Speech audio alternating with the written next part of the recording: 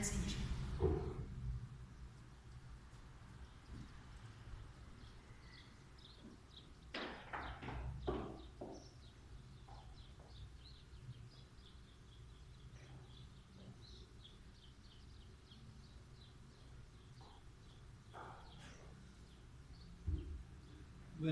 Buenos días para todos, buenos días. Es un gusto estar nuevamente con ustedes. Estamos muy agradecidos de que abran su casa para que la palabra del Señor llegue este día a todos ustedes. Y como ya lo dijo también en nuestro grupo de WhatsApp, nuestra hermana Delphi, ¿sí? Hoy es el Día del Corazón Ardiente, el Día Mundial del Metodismo, y el Día Mundial del Metodismo se celebra en todo el mundo. Y digo que se celebra en todo el mundo porque en los 5 continentes hay iglesias metodistas. Nosotros como metodistas conocemos este día, el 24 de mayo, como el Día del Corazón Ardiente. Y creo que es bien importante decir que si bien recordamos lo que pasó con el fundador del metodismo, con Juan Wesley, más bien lo que buscamos celebrar todos los 24 de mayo, por decirlo así, es lo que Dios hizo a través de él. Tiene que quedar muy claro, hermanos y hermanas, que no adoramos a Juan Wesley, adoramos a Cristo. Y Juan, como instrumento útil, y sin duda él le basta con eso, simplemente viene a ser un instrumento útil y una referencia. Juan Wesley nació en Inglaterra, en el seno de una familia cristiana, y tuvo muchos hermanos. Sus padres fueron Samuel y Susana Wesley. Él era ministro de la iglesia anglicana, el padre Samuel. Podemos decir entonces que desde su más temprana edad, Juan fue instruido en la fe cristiana. Y su historia marca que su madre, Susana, tuvo mucho que ver con esto. Cuando creció, estudió en la Universidad de Oxford y terminó siendo un ministro anglicano, al igual que su padre. Un poco más adelante fue misionero en una expedición a los Estados Unidos, la cual fue un verdadero fracaso, pero aprendió mucho en ese viaje. En el viaje, en el barco, porque pues, se hacían los viajes en barco, hubo una gran tormenta, una tormenta terrible. Y Juan, en el momento de la tormenta, tuvo muchísimo miedo. Estaba seguro y tenía miedo de que iba a morir. Junto a él estaban unos moravos. Los moravos son hermanos cristianos alemanes, es un grupo cristiano. Y a diferencia de Juan Wesley, que se moría de miedo, y que él mismo dice no se acordaba de Cristo en esos momentos, los moravos estaban tranquilos y estaban cantando himnos a Dios. Y uno de ellos se acercó y le dijo: ¿crees que Jesús es tu Salvador? Y Juan se quedó sin respuesta. Era obvio que no estaba seguro de su salvación. A su regreso incluso a Inglaterra quiso dejar el ministerio porque decía que no podía predicar porque no tenía fe, y alguien le dijo: predica hasta que tengas fe. Llegó así el 24 de mayo de 1738, con pocas ganas acudió a una reunión en la calle de Aldersgate, y cuando entró se estaba leyendo el comentario a Lutero de la carta a los romanos. Se sentó de mala gana, sin ningún ánimo de escuchar la palabra. De repente fue impactado cuando escuchó que el justo por la fe vivirá. En ese momento Juan refiere que comenzó a sentir un calor extraño, dice, que lo inundaba y que hacía su centro en su corazón. El corazón de Juan Wesley en ese momento comenzó a arder por Cristo.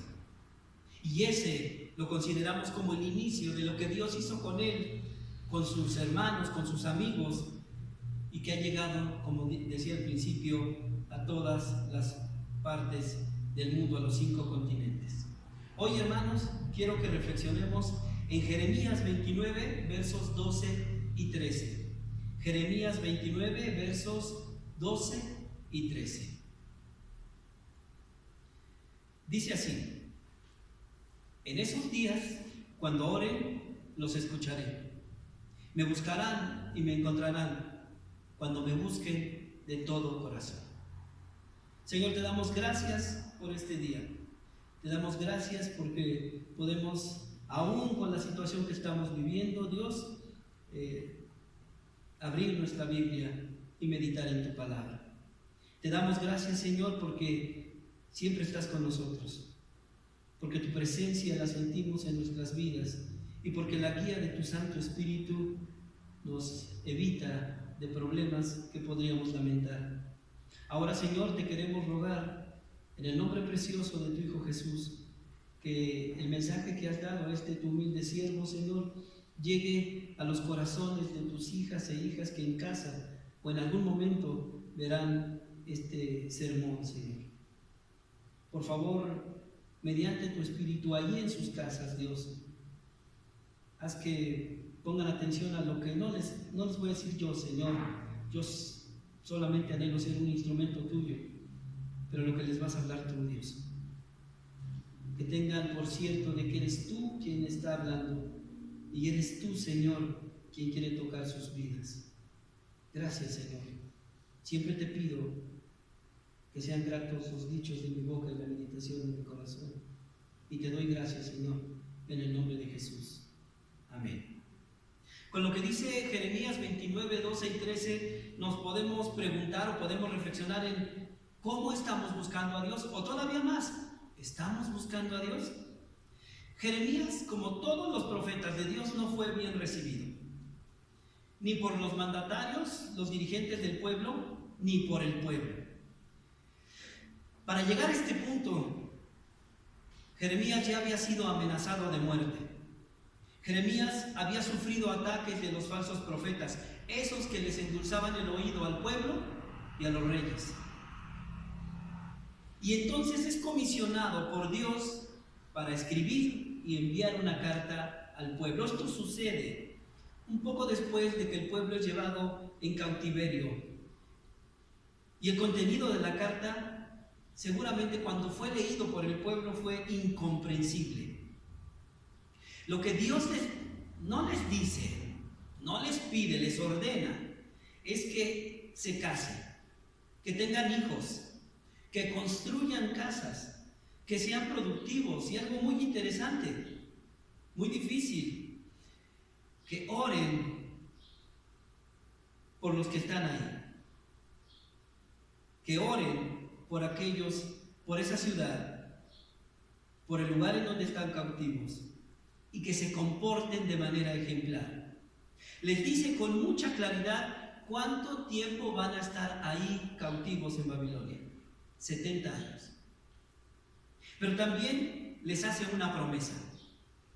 Y les dice que cuando pase este tiempo, irá por ellos y los va a llevar de regreso a casa. Encontramos entonces que hay un tiempo en el que hay que cumplir, el pueblo tenía que cumplir con este tiempo de corrección, de castigo, de disciplina, pero que en todo ese tiempo debían demostrar que eran hijos de Dios. El punto clave de la enseñanza para el pueblo y como siempre para nosotros es no solo buscar a Dios, sino aprender a buscarlo de la manera correcta. Lo primero que les dice el Señor al pueblo en cautiverio es oren. En esos días, cuando oren, los escucharé. La clave está en la oración. La oración siempre ha sido, es y será la clave. ¿En qué días tenemos que orar? En los días difíciles, pero también en los días buenos. No podemos decir que Juan Wesley no sabía orar. Su madre, insisto, tuvo mucho que ver en su acercamiento a Dios. Su madre tenía una serie de puntos que son conocidos y una cosa que decía es: cuando tus hijos comiencen a hablar, enséñalos a orar. Los moravos oraban y cantaban durante la tormenta.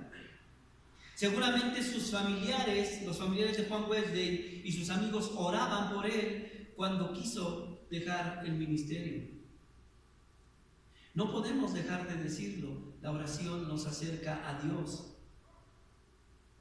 Y Él mismo lo confirma con una preciosa promesa: cuando oren, los escucharé. Qué hermoso, hermanos, es tener la certeza total y absoluta de que Dios siempre nos está escuchando, que nos atiende y que nos entiende. La situación en los tiempos de Wesley, en la Inglaterra de Wesley, era terrible. De hecho, muchos de sus hermanos murieron por las pobres condiciones de salud en las que se encontraban. Y la situación en el cautiverio no era tampoco fácil. Estaban en calidad de esclavos. Pero es justamente allí, en los peores momentos, en donde Dios se muestra poderoso, cuando oramos. Y Él cumple con su promesa de escucharnos. Hoy en día estamos pasando por una situación muy difícil, muy fuerte. Hay dos cosas que creo que están haciendo mucho daño y quiero referirme especialmente al pueblo cristiano. Una es el miedo y la otra es la incertidumbre. Y el miedo y la incertidumbre creo que son la consecuencia de poner nuestros oídos, nuestros ojos, nuestra mente en lo que están diciendo los gobiernos, no solo el nuestro, sino los gobiernos, lo que están haciendo y no en lo que Dios nos quiere decir.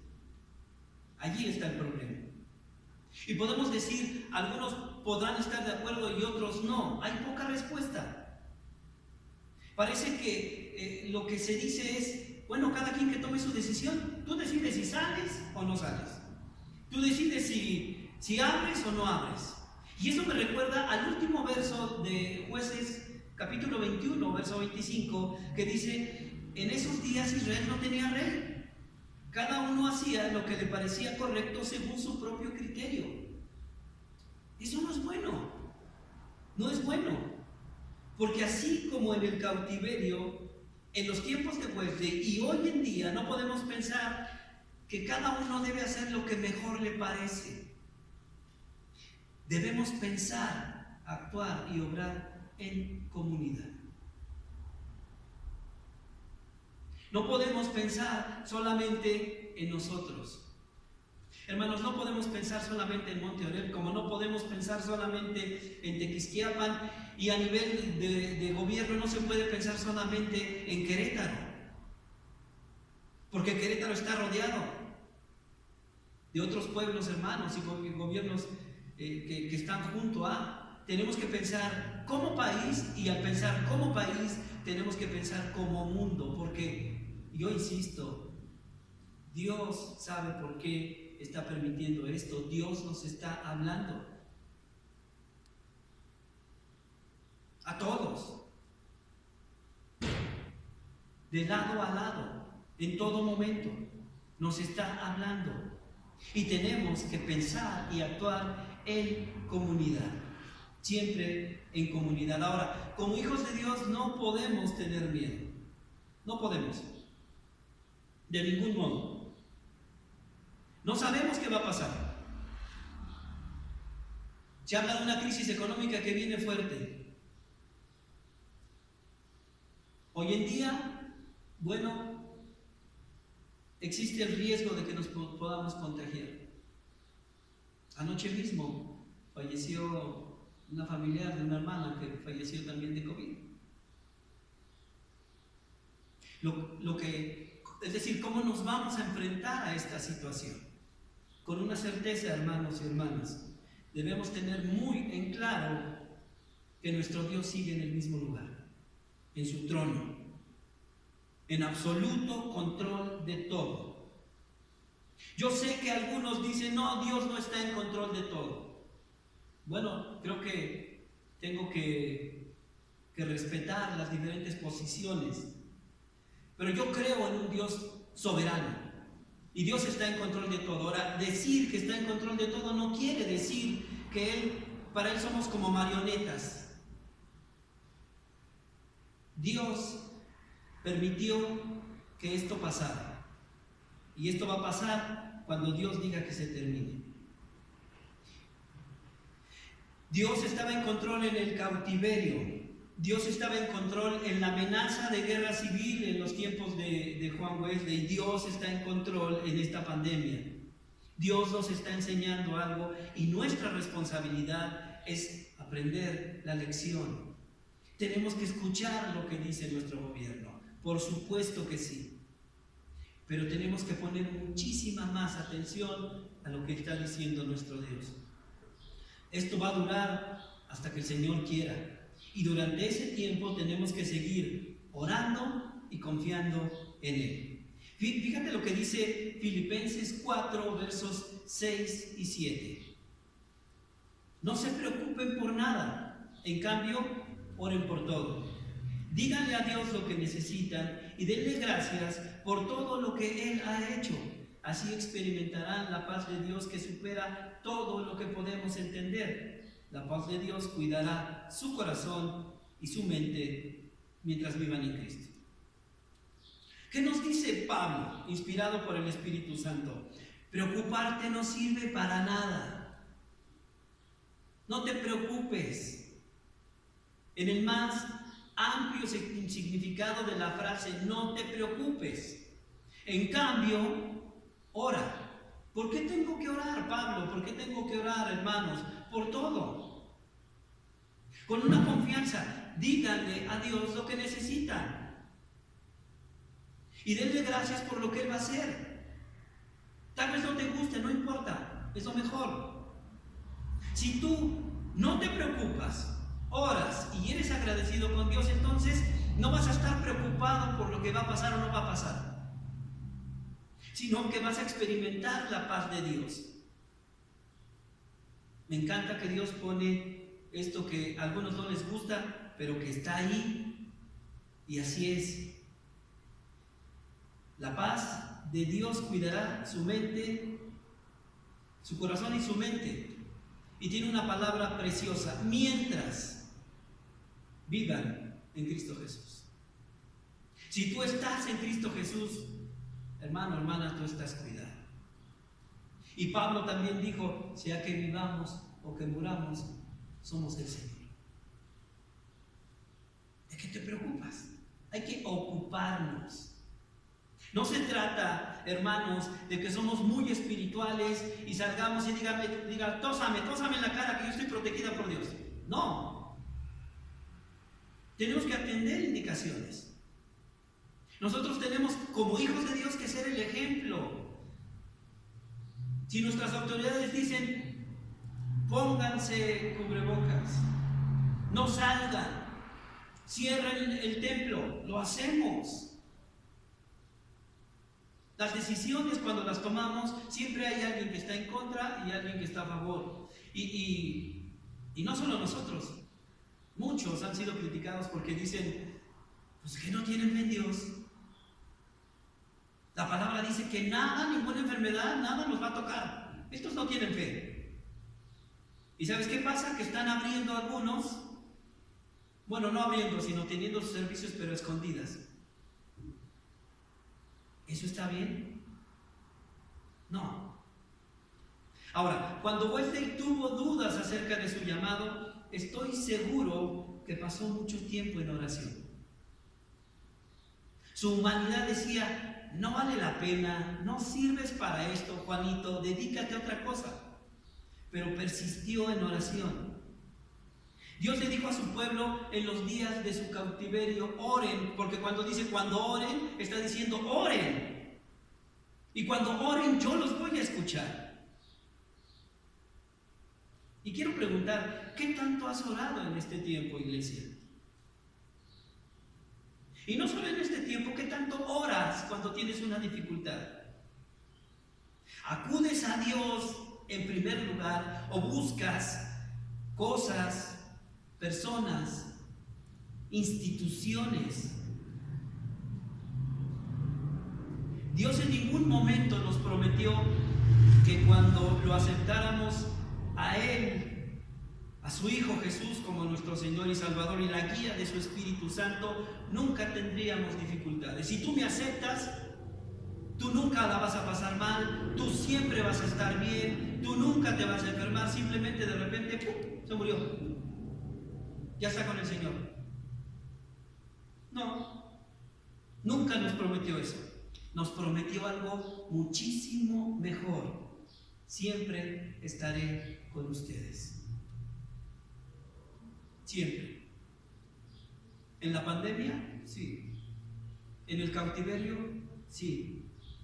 ¿En la amenaza de una guerra civil? Sí. Y esto de que siempre está con nosotros está muy de la mano con orar y que Él nos escucha.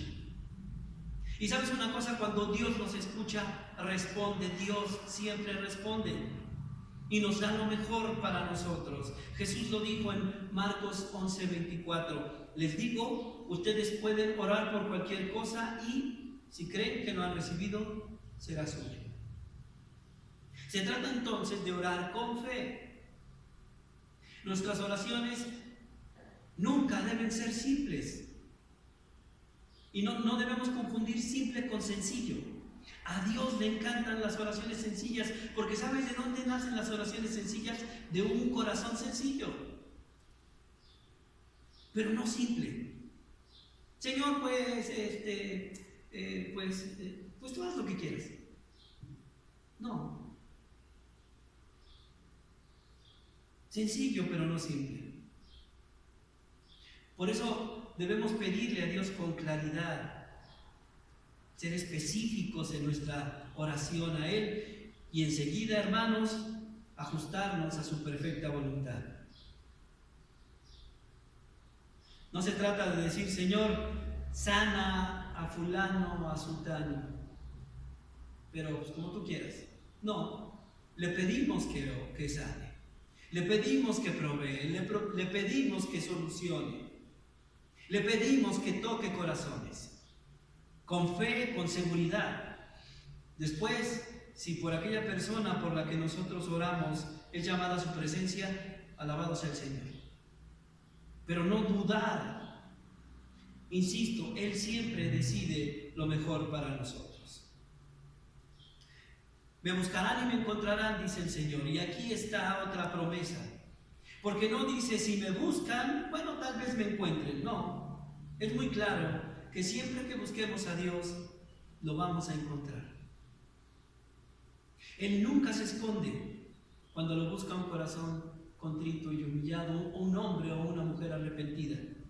De hecho, sale al encuentro. No hay duda de que Juan Wesley buscaba a Dios, que sus padres le enseñaron, sus estudios, su entorno, sus profesores, sus autoridades, de alguna manera más o menos lo hicieron. Y nos podríamos preguntar en este punto, ¿qué falló cuando quiso dejar el ministerio? Si desde su infancia lo buscó, ¿por qué no tuvo respuesta a una pregunta tan básica para cualquier cristiano como la que hizo ese cristiano morado? A la que Juan tendría que haber respondido, claro que Jesús es mi Salvador, y tenía que juntarse a ellos y cantar con fe y con seguridad a Dios en medio de la tormenta. Pero hermanos, lo tenemos que decir, es muy fácil desde aquí. Es muy fácil desde el piso firme, el cual no tiembla. Hay que decirlo cuando estamos en una tormenta. Cuando las olas son tan grandes, el viento es tan tremendo que puede hundir el barco o lo puede romper. Y tú lo puedes aplicar esto a cualquier situación de tu vida. Y yo me imagino ahí al Señor diciendo, cuando estás buscando por todos lados soluciones para tu problema, el Señor se acerca y te dice, no estoy yo contigo. Yo te dije que oraras y que yo te iba a escuchar. ¿Por qué no me hablas a mí? Siempre está ahí, disponible siempre. Tampoco fue fácil para un pueblo en cautiverio. Las condiciones para un pueblo cautivo son terribles. En ese pueblo, en el lugar en donde estaban, son lo peor de lo peor. Casi podríamos decir que es la basura y luego el pueblo que es cautivo. Y desde luego que el pueblo en ese momento añoraba su libertad. Nadie aprecia tanto la libertad como cuando la pierde. Su propia tierra. Y esa nostalgia nos debió haber atacado constantemente. pero tenían una sola opción. No tenían más opciones. Tenían una sola opción. Y cuando digo que tenían una sola opción, estamos hablando de preservar la vida y preservar su relación con Dios. Y era obedecer. Obedecer a Dios y esperar con esperanza a que se cumpliera el tiempo. ¿Sabes qué es lo que les estaba pidiendo el Señor con todo lo que les escribió? Que vivieran. Vivir en toda la extensión de la palabra. Porque Dios les dio instrucciones para eso, para que vivieran, para que fueran prósperos y fueran ejemplares en el cautiverio. No les dio instrucciones para sobrevivir. ¿Sabes? Algunos seres humanos o muchos seres humanos solamente sobreviven, pero no viven. Por eso tienen una vida tan desgraciada. Pero cuando tienes las instrucciones de Dios y las obedeces, entonces vives. Hermanos, hoy en día no puedo decir que el grueso de la comunidad cristiana busca a Dios.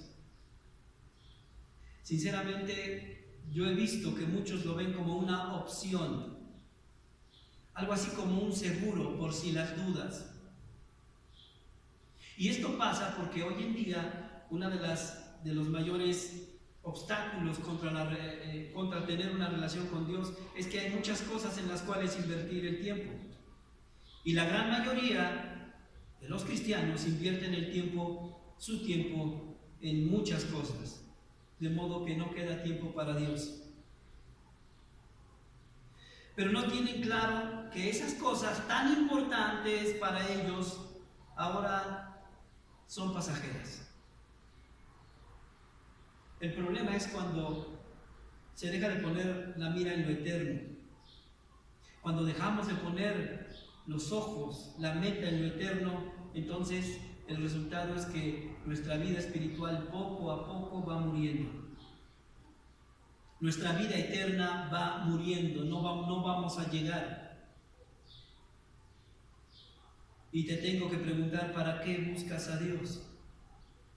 ¿O cuándo buscas a Dios? Y las respuestas son fáciles, al mismo tiempo de que son dolorosas. Buscamos a Dios para que nos bendiga. Entiéndase, dinero, salud, cosas materiales. Y lo buscamos cuando ya buscamos la respuesta. En muchos lados no la encontramos y entonces vamos a Él. Y entonces le decimos, dame, soluciona, sana, responde. ¿Para qué pasamos por situaciones como las que vivimos hoy? ¿Para qué para qué pasó el pueblo judío ese cautiverio? ¿Por qué la situación económica, política, a nivel iglesia en los tiempos de Wesley era tan terrible? ¿Por qué pasamos por problemas en todos los ámbitos de nuestra vida? Con el matrimonio, con el trabajo, con los hijos, en la misma iglesia. Y creo que la respuesta nos la da Hechos 17:27. Esto lo hizo Dios para que todos lo busquen. Y aunque sea a tientas, lo encuentren. En verdad, Él no está lejos de ninguno de nosotros. Cuando entendemos Hechos 17:27 y el por qué Dios permite las cosas, pasamos del por qué en una queja, el para qué. El por qué te inmoviliza. Es como ese veneno de esas serpientes que paralizan. Ese es el porqué. El porqué te muerde, te inyecta el veneno y te quedas quieto. El para qué te activa. Eso te activa y nosotros tenemos que buscarlo. Aunque sea a tientas, hermanos. Esto lo podemos entender de muchas maneras. No necesitas tener un doctorado en teología para buscar a Dios, para entender a Dios. Necesitas el Espíritu Santo. Y esta otra promesa es preciosa. Él nunca está lejos de ninguno de nosotros. Es importante entonces que busquemos a Dios. Por dos razones. Porque siempre está cerca de nosotros, y la segunda es porque no va a estar para siempre. La Escritura dice que lo debemos buscar mientras pueda ser hallado. Lo necesitamos con urgencia. ¿Y para qué lo buscamos? Lo buscamos, lo tenemos que dejar de buscar para que nos dé. Y lo tenemos que comenzar a buscar para darle. Tal vez ese era el problema con Juan Wesley. Buscaba a Dios para que le diera. Y no tenía, evidentemente, una relación fuerte, muy clara con Dios. Porque hubiera contestado de otra manera. Porque lo que le pasó en Estados Unidos o lo que fue Estados Unidos después, cuando fracasó su proyecto misionero, es que las expectativas eran de él. El proyecto era de él. Él quería sus respuestas y sus resultados, y no los de Dios. El proyecto prosperó y aquí estamos, por ahí llegó el metodismo a México. Hermanos, pero lo tenemos que buscar para servirle. Dios no se ofende si le pides. Y tú y yo somos conscientes y podemos dar testimonio de cuántas veces le hemos pedido y nos ha dado, y no nos ha dado así, nos ha dado así. Pero que no sea esa la meta de buscarlo, sino servirle. Basta ya entonces de decir, le buscaré cuando me jubile. Déjame decirte algo. ¿Quién te dio ese trabajo? ¿Quién hace posible tu jubilación? Dios. Basta ya de decir, le serviré cuando termine mi carrera, y te lo tengo que decir. Mentiroso. Cuando termines la carrera, que por cierto lo necesitas a Él para que te dé sabiduría, para elegir la carrera y para hacer con más que suficiencia la carrera, esta sabiduría de Él. Si tú le pides un trabajo, Él te lo va a dar, el mejor trabajo. Y entonces cuando tengas ese trabajo, por eso digo mentiroso, vas a decir que no tienes tiempo. Ya habrá tiempo. Y tal vez lo más triste, serviré a mi Señor cuando mis hijos crezcan. ¿Quién te dio a tus hijos? Pero una pregunta todavía más importante, ¿para qué te dio a tus hijos? ¿Para que seas madre y sientas que se siente ser madre? ¿Para que seas padre y digas, nació mi hijo? No. Te los dio para que les enseñes la palabra, para que tú les enseñes la palabra. No para que los traigas a escuela dominical, que los extrañamos un montón y los queremos volver a ver, y sus risas y sus llantos, y que aprendan y que nos enseñen eso a nosotros. No, sino que tú les enseñas. Qué hermoso es escuchar a un niño que te da una respuesta correcta y le dices, ¿quién te lo enseñó? Mi mamá, mi papá. Poco pasa, hermanos, pero tendría que pasar mucho más. Te los dio para que tú les enseñes con tu ejemplo a amar a Dios y a servir a Dios. Pero ¿qué pasa? Pero pasa que cuando tienes hijos, a veces te llegas a parar en la iglesia algún domingo, y eso a veces. Insisto, Susana Wesley tuvo mucho que ver, y creo que fue la razón por la cual Juan no terminó dejando todo. Ella les enseñaba. Fíjate lo que dice Proverbios 8, 17 al 19. Y estos proverbios están en el sentido de que si tú estás dejando a un lado a Dios y estás buscando riquezas en este mundo, Dios te dice, mira, hay para escoger, escúchame. Amo a todos los que me aman. Los que buscan me encontrarán. Tengo riquezas y honor, así como justicia y prosperidad duraderas. Mis dones son mejor que el oro, aún el oro más puro. Mi paga es mejor que la plata refinada. ¿No es cierto que a veces llegas a faltar a tu servicio dominical por irte a ganar 50, 100, 200 pesos?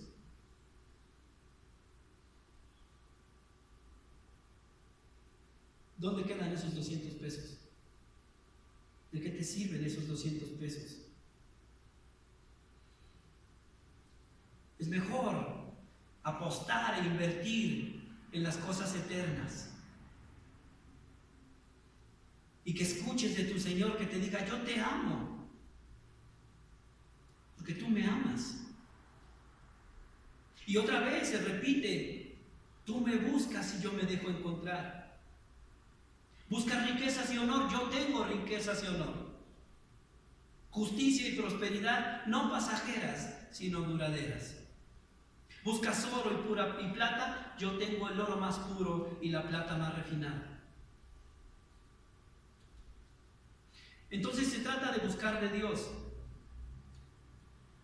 Por eso dice: cuando me busquen de todo corazón. Es muy interesante que no basta con buscar a Dios, sino hay que saber cómo buscarlo. Y Él nos dice cómo. No lo tenemos que adivinar. Por eso es importante poner atención a toda la palabra, a todo el consejo de Dios. Porque cuando nos pide algo, siempre nos dice la forma de conseguirlo. Quiero esto, pero pues a ver cómo le haces. No, con el Señor nunca es así. Por eso nos dice con todo el corazón. No con una parte del corazón, no con el corazón dividido, sino con todo el corazón. Salmo 145, 18. El Señor está cerca de todos los que le invocan. Sí, de todos los que lo invocan de verdad. Muy seguramente el pueblo en el cautiverio tenía pocas ganas de hacer las cosas que Dios les ordenó de todo corazón. Y hacerlo de todo corazón implica poner en primer lugar a Dios como tu motivación para hacer algo aunque no te guste. Pero también tenía que ver, o como consecuencia de hacerlo así, entonces impactaba la forma en cómo se veían ellos mismos. Y ya no era entonces tan difícil apreciar, amar y cuidar el lugar donde Dios los puso bajo disciplina y las personas en donde Dios los puso bajo disciplina. Juan Wesley lo entendió todo. Se convirtió cuando dejó de hacer las cosas simplemente como se las enseñaron. Digamos que durante todos los años anteriores al 24 de mayo de 1738, Juan era simplemente un repetidor, tal vez hasta de manera mecánica.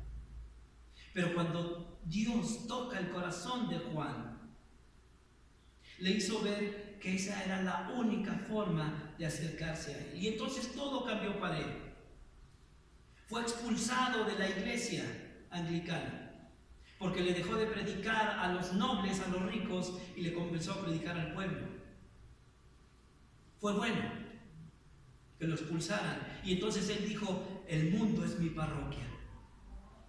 Él se dio cuenta de la pudrición en la que estaba el pueblo y de lo podrido que estaba el sistema clerical de su tiempo.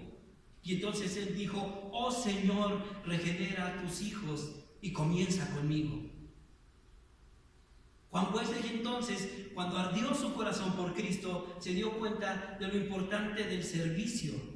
Y su oración para el Señor fue: Señor, que no vivamos para ser inútiles.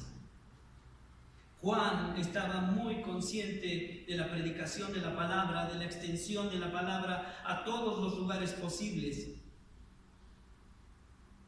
Por eso dijo: denme 100 hombres que no temen más que al pecado y no deseen más que a Dios, y cambiaré al mundo.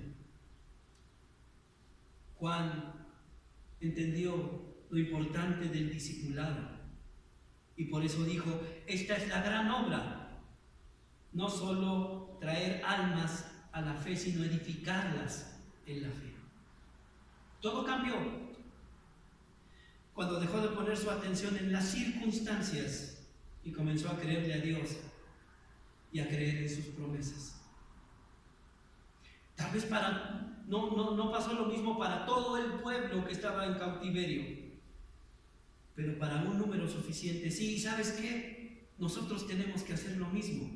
Debemos de dejar de poner tanta atención a las circunstancias y comenzar a creerle a Dios y a creer en sus promesas. Acto seguido, a trabajar en pos de ellas. Buscar a Dios es no tener agendas ni intereses ocultos. Es hacerlo para su gloria, para el extendimiento de su reino, para ser útiles a Él, para aprovechar todo momento, toda oportunidad. Y lo hacemos de manera correcta siempre y cuando lo buscamos. Primer libro de Crónicas 16:10 dice: gloriaos en su santo nombre, alegres el corazón de los que buscan a Jehová. Hermanos, necesitamos buscar a Dios siempre y de todo corazón.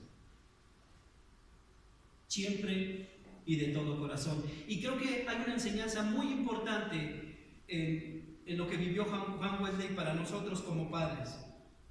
Quisiera decir que para aquellos que tienen hijos pequeños que están en formación, pero creo que es para todos. No importa si tu bebé tiene 34 años. No importa. Es importante, es tu responsabilidad, mamá y papá, que le enseñes a tus hijos la palabra de Dios. Es importante que ellos aprendan a amar a Dios con tu ejemplo. Pero lo que más tienes que buscar, porque no se los puedes poner tú, pero sí lo puedes pedir a Dios, es que ellos tengan una experiencia con Dios. Que ellos pasen de lo que oyen en tu casa, en sus devocionales, en la escuela dominical, en los congresos, en los estudios, en los sermones, a decir, claro, lo que me enseñaron, hoy tú, Señor, me lo has mostrado de forma práctica. Eso pasó con Juan Wesley. Todo lo que le enseñó su madre tomó forma cuando Dios tocó su corazón. Si tienes que pedirle algo para tus hijos, es que Dios toque su corazón. Hermanos, celebramos el Día del Corazón Ardiente, el día del nacimiento de la Iglesia Metodista. Yo soy, digamos, más o menos metodista. No quiero decir yo soy el metodista, porque no. Soy cristiano. Sirvo a Dios en la Iglesia Metodista. Y estoy orgulloso de servir en la Iglesia Metodista, pero de ninguna manera digo que la Iglesia Metodista es la mejor iglesia de todas. No, tenemos fallas. De ninguna manera, es decir, creo que nuestra iglesia, estoy seguro que nuestra iglesia tiene una doctrina sana, pero ni por asomo me atrevo a decir que tenemos la mejor teología. Hay fallas, como en todas las iglesias, históricas y de las nuevas. Hay fallas. Pero te puedo decir que en general, en la Iglesia Metodista, los pastores y pastoras, nuestras autoridades, superintendente y obispo, buscamos predicar la Biblia. Buscamos predicar todo su consejo. Y si celebramos este día, es porque tenemos claro que si la Iglesia Metodista existe, es porque está en el plan de Dios. No somos perfectos. Buscamos al perfecto. Agradecemos a Dios lo que hizo con Juan Wesley, con sus amigos, hermanos y compañeros, para llegar hasta este punto. Es muy importante que busquemos escuchar a Dios por medio de su palabra, siempre por medio de su palabra. Porque cuando lo escuchamos y hacemos lo que nos pide, dejamos de hacer lo que queremos comenzamos a hacer lo que Él nos pide y por lo tanto a confiar en Él. Aún y especialmente en circunstancias